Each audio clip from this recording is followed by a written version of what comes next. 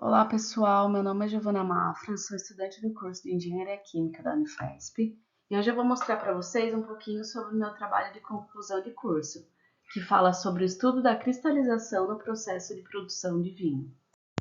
Bom, agora eu vou contar para vocês um pouquinho sobre o surgimento do vinho no mundo.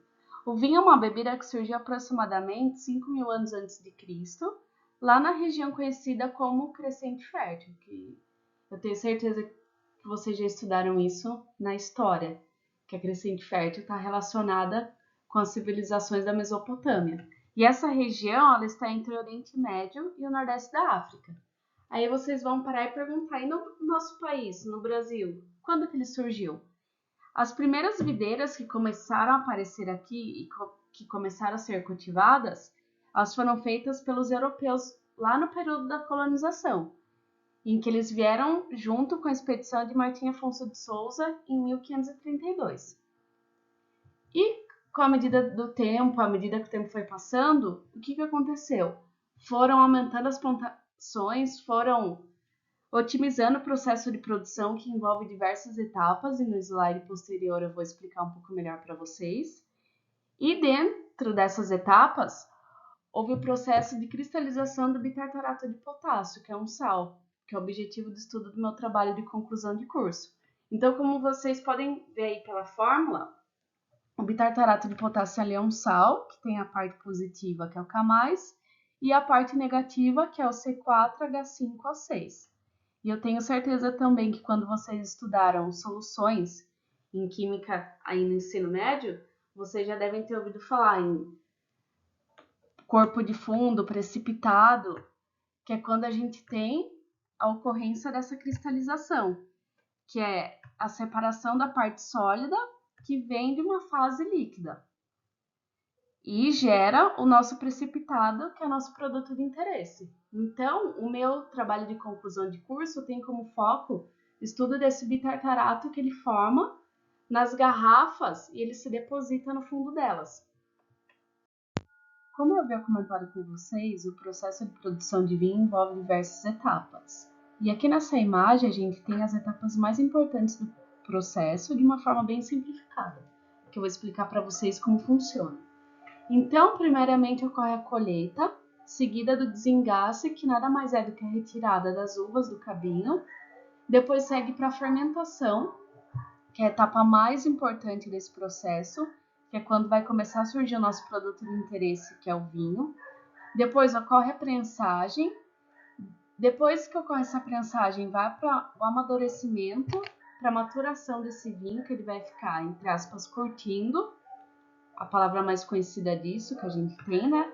Depois ocorre a trasfega, que nada mais é que uma transferência, ou seja, a passagem de um vinho de recipiente para o outro, que geralmente tem como objetivo remover os sedimentos e outros materiais que formaram. Depois ocorre a clarificação e, por fim, o engarrafamento e o envelhecimento desse vinho.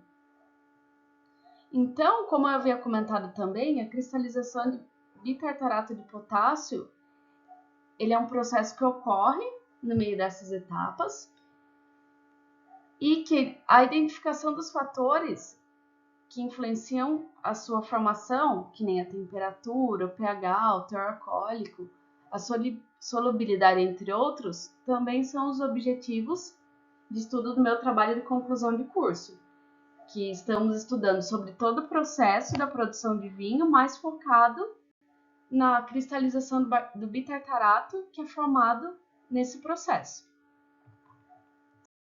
Em se tratando da fermentação, em que ela é a etapa mais importante do processo de produção de vinho, pois ela é responsável pelo surgimento do produto de interesse. Então, o que vai acontecer nessa fermentação?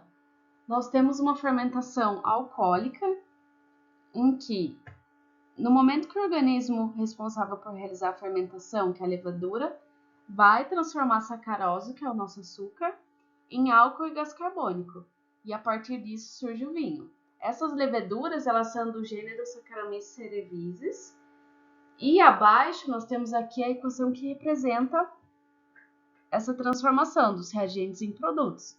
Então, como reagente, a gente tem o açúcar, que é o C6H12O6, que com a ação da levedura, ele é transformado em álcool, C2H5OH, mais gás carbônico.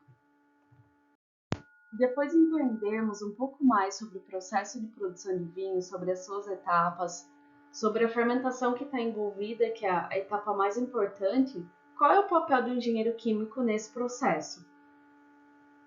É acompanhar e garantir as etapas do processo, porque temos diversos equipamentos com temperatura, pressão, a gente tem que garantir que tudo esteja de acordo, estabilizado para que o processo flua. A otimização desses processos, como que pode ser melhorado para ter menos gasto de energia, menos emissão de poluentes, e também para descobrir soluções sustentáveis e reaproveitar os subprodutos industriais que são formados ao longo do processo. Obrigada a atenção de todos. E qualquer dúvida que vocês tiverem, podem entrar em contato comigo se vocês quiserem saber um pouquinho mais do curso de Engenharia Química e do vestibular da Unifesp.